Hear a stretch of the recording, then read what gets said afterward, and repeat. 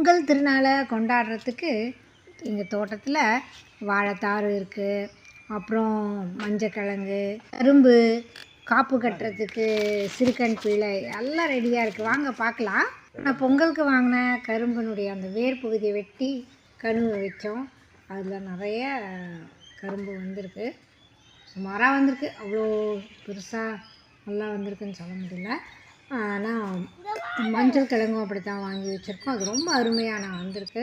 பாருங்கள், இந்த மஞ்சள் அவ்வளோ நல்லா அருமையாக விளைஞ்சிருக்கு பாருங்கள். இதில் கிழங்கும் நிறையா இருக்குது பாருங்கள். இதுவும் வந்து போன தடவை பொங்கலுக்கு வாங்கின கிழங்கு தான் ஊண்டி வச்சு நல்லா வந்திருக்கு. இதுதான் சிறுகண் பீளை, இதுதான் காப்புக்கட்டு செடின்னு சொல்லுவாங்க. எவ்வளோ அழகாக இருக்குது பாருங்கள். இது மிகவும் மருத்துவ பயன்மிக்க ஒரு செடி, அதனால தான் இதுக்கு